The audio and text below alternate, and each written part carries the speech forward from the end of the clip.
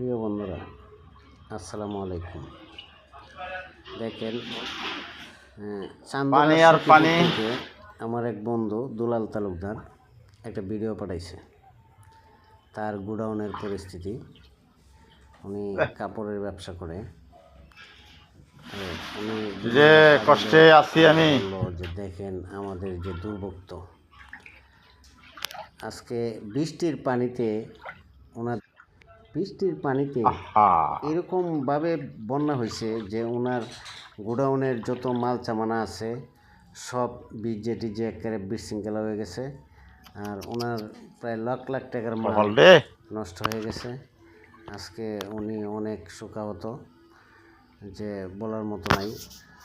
মুখের ভাষা বুঝাইতে পারতেছি না যে উনি এত একটা মন খারাপ হইল যে বলার মতো না। তবে